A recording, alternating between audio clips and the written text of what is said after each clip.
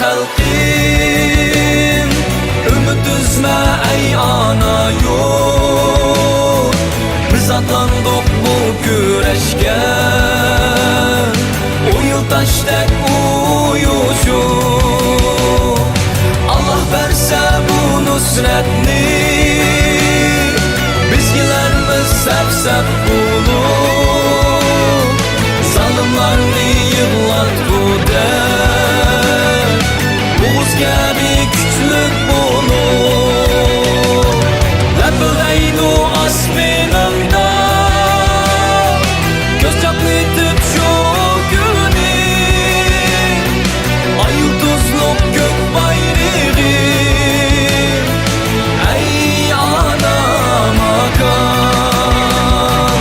Ay yıldızlık gök bayrağı, Şerqi Türkistan.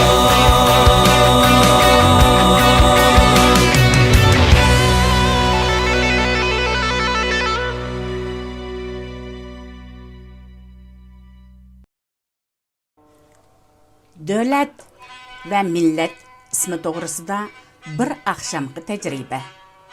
Abduri Dilnur Reyhan. Men bu yerde ergiz kelgisi erkin devletimizni Şarkı Türkistan deb atamdık yoki Uyg'uriston degandek jidallarga kirmayman. Faqat akşamki tashviqot varaqasi taqtish jarayonidagi bu ismlar to'g'riliq his qilganlarimizni o'rtoqlashiman. Tunigundan e'tiboran Fransiyadagi o'xshamagan shaharlarda odatdagi ommaga Uyg'ur tragediyasini o'zimiz tashviq qilish faoliyatini boshladik. Xuddi hamma Uyg'urga o'xshash mening 360 kunim Uyg'urlar to'g'riliq maqollarni izlash, o'qish, taqtish ve yezish bilan bo'lg'achqa, nazarimda Fransiyada 2 yildan beri fransuzcha tashviqot xeli obdan qilindi deb qaraydim. Chunki mening atrofimdagilar albatta noiti yaxshi biladi. Ular atrofidagilarga yetkazib kelyapti. Garchi televiziyada ko'p berilmagan bo'lsa-mu, ammo Fransiyaning asosliq davlatlik jurnallari bu 2 yildan beri Uyg'urlar to'g'riliq xeyli ko'p maqola e'lon qildi. Ammo o'tgan hafta Uyg'ur parvar fotograf do'stim Edit uning vayron qilinayotgan Qashqar suratlarini Uyg'urlarmi Abdurni eskartmay ko'p taqatdi yoki ishlatdi. Menga amaliyotda nurg'un fransuzlarning bu tragediyadan xabarsiz ekanligini, hatta Uyg'urlarni bilmaydiganligini aytdi. Men toza ishinib ketalmadim va sinash uchun yon tarafimizda o'ltirib dala tamoq yeyotgan bir guruh yosh qizlardan 3 million Uyg'urning Xitoyning natsist lagerlarida solaqliq ekanligini, xabardor alir emasligini so'radim. Darvaqa qizlar menga ko'zlarini paqirtib qarab, bilmaydik, endi sizdan bildik dedi. Shunda qilib bir varaqa tayyorlab, fransuz yoshlar har oqshom kelib o'ltirib paranglashadigan mushu ko'l bo'yi va daryo bo'ylarida varaqa tarqatqach, ular bilan paranglashishning muhimligini his qilib, oqshom buni tunji qitim sinaq qildik. Yoz va kuz vaqtlari Parijning Saint-Martin kanali va Sena daryosining ikki qanotida tushdan keyin odam liq o'ltirib parang so'qishadi. Yan taraflarda yana dam oladigan bog'chilar bo'lib, u yerlarni to'shib ketadi. Bu kishilarning paranglashadigan, o'qiydigan vaqti bo'g'achqa, salom bilan kelib chiroyli parang boshlasak, odat ular rad qilmaydi. Oqshom Edit ikkimiz kanal bo'yida, ya'ni ikki do'stimiz Sena daryosi bo'yida 2 soat varaqa tarqatqach, yoshlar bilan paranglashdik. 2 soatda Edit ikkimiz 150 dan ortiq varaqa tarqatibdik. Qolgan ikkilamni o'xshash sonda tarqatibdi. Yomg'ir yig'ib ketmagan bo'lsa, qo'limizdagi varaqa biraqli tugaydi. To'tilimiz buning ajoyib unum berdiganligini his qildik. Fransiyaning janubida yana bir Uyg'ur balimi oqshom o'z shaharida tarqatdi. Varaqida ko'rguninglardek Uyg'ur davlatining jug'rafiyalik o'rni va ismi xaritada fransuzcha ko'rsatildi. Akşam 200 kişi bilan paranglashish jarayonida guruh bo'lib o'tirganlar 2-3 bo'lib bir varaqa oldi. 30% kishi lagerlardan xabardor ekanligini, mutlaq ko'pchiligining Facebook'a o'xshash ijtimoiy torlar orqali xabar topganligini bildik. Varaqada ko'rsatilgandek, Uyg'ur davlatining ismi Sharqiy Turkiston deb tushundirdik. Lekin mundaq bir ishni his qildik. Agar davlat ismi millat ismi bilan o'xshash bo'lmasa, u millatni hatto shu davlatning oz sonliq millati deb his qiladi ekan. Va har qancha Uyg'ur davlati mana bu yerda ismi Sharqiy Turkiston 49-yildan beri Xitoy mustamlikasida deb tushundirsakmi, yana aslida bir davlatning oz sonliq millati ekan, endi Xitoyning oz sonliq millatiga aylanibdi deb tushunadi ekan. Chunki 200 yillik milliy davlat hozir to'rda Uyg'urlar ulus deb talashayotgan tarixiy kishilarga bir mustaqil millat, davlat nomiga ega millat, davlat nomi bo'lmagan millat, cho'qim ma'lum davlatning oz sonliq millati deb taniydigan bir odatga aylangan qarash shakllantirgan. Shu sababdan Uyg'ur davlati deb to'saqmi, uning ismini ko'ribla odatiy kishilarning qallasida darhalla bu kichik bir oz sonliq millat ekanda degan tuyg'u bo'ladi ekan.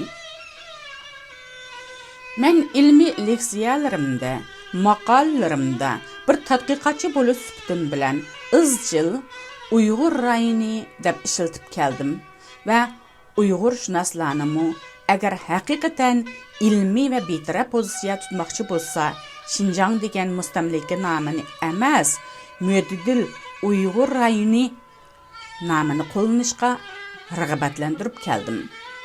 Yaqin kelgusidagi Uyg'ur davlat nomini qandoq atash bu hozir talashadigan masala emas. Hozir lagerlarni taqatqizib, vatandagi Uyg'urlarning jinini qutqizish eng jiddiy masala. Shundaqdimi? Vatanning eng qonuniy, eng asosiy millati Uyg'ur. Lagerdagilarning mutlaq ko'pchiligi Uyg'ur. Boshqa qarindosh millatlarning ayrim davlati bor. Agar eng yomon kun kelib, Xitoy jismoniy qirg'inchilik elib borsa, butun millat bo'yicha yo'qab ketish girdavaga keldigini boshqa qarindosh millatlar emas, ular dal Uyg'ur. Boshqa qarindosh millatlar emas, yo'qab ketidigini Uyg'ur. Ular yana Qozog'istonda, Qirg'izistonda, O'zbekistonda millionlarcha boshqa millat qarindoshlarimiz bor va erkin holda o'z madaniyatini gullantirmoqda. Bu insoniy tragediyada butun milliy mavjudligi qil ustida turayotgan faqat va faqat Uyg'ur millati. Shunga bu tragediyani hozir boshqalarga anglatganda, jug'rafiyalik o'rnini tushuntirganda Uyg'ur nomini qo'shish intayin muhim.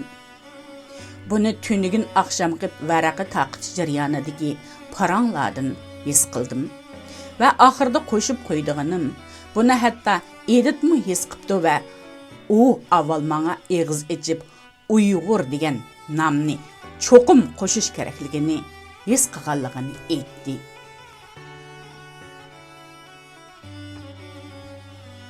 Ana, bayramingga muborak. Emma kechir o'g'limni. Abdurin Nabijan Tursun.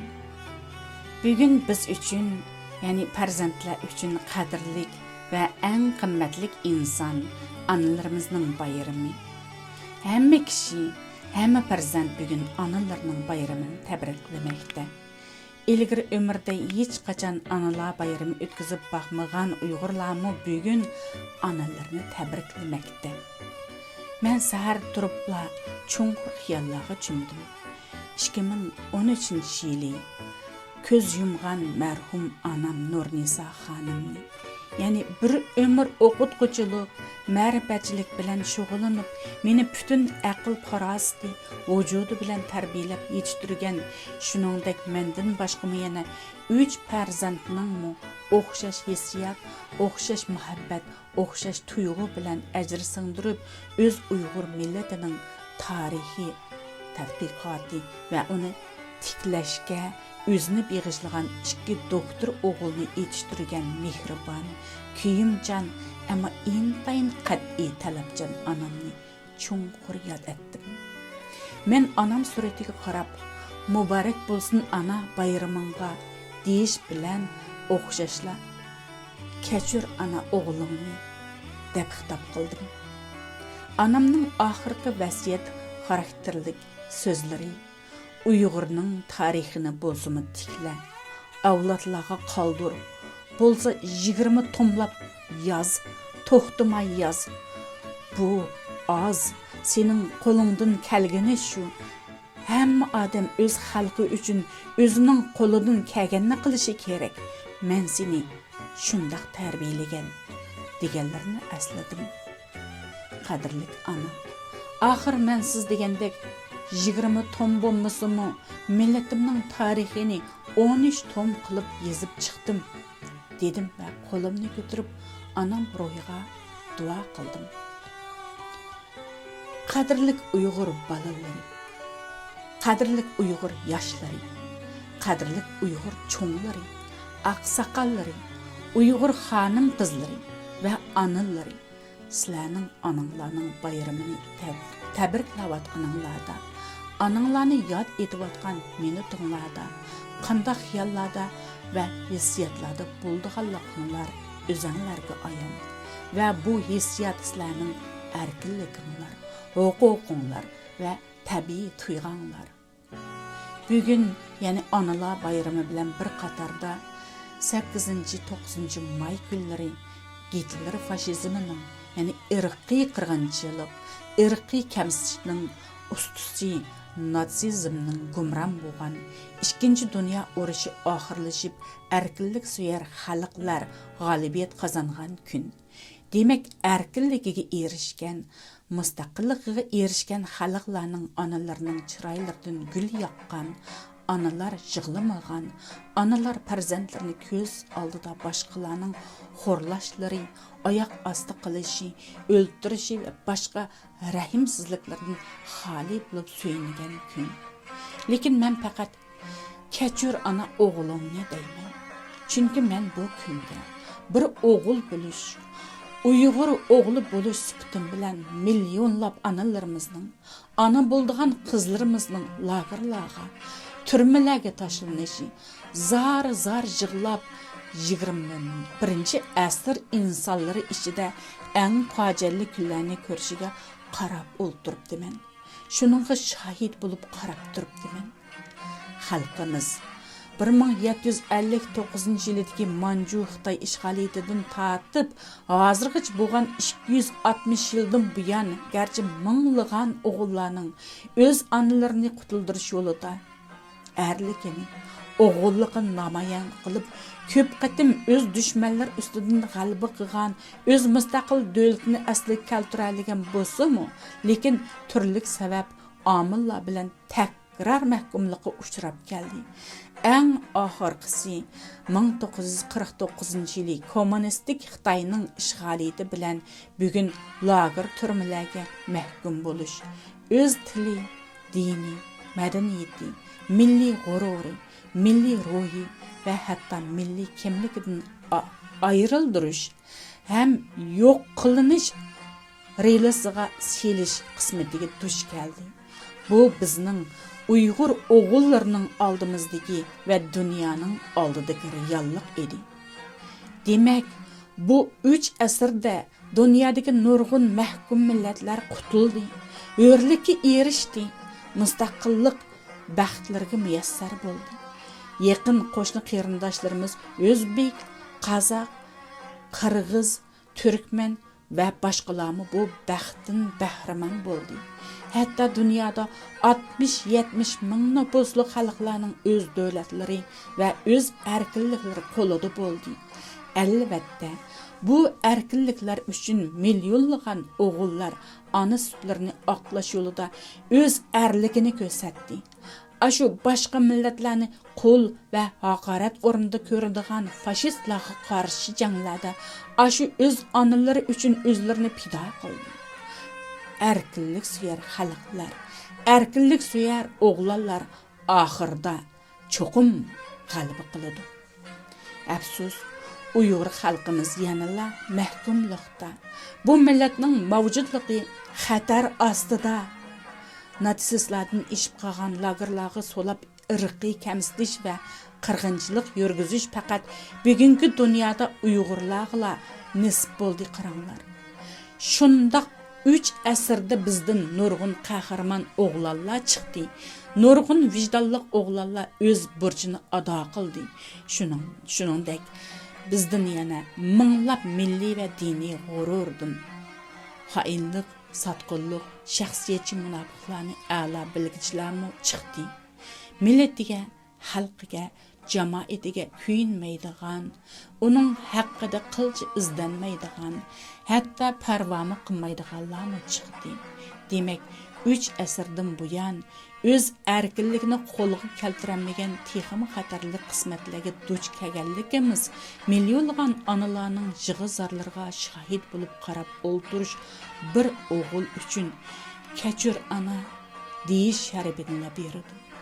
Demak, bugungi kunda har bir o'zini Uyg'ur deydigan o'g'il analari oldida, analarning suratlari oldida tizilib kechir ana, aq sütümni aqlayamadım deyishi kerak bo'lsa kerak. Demak, Uyg'ur o'g'illari ana sütini aqlayolmadi. Afsus.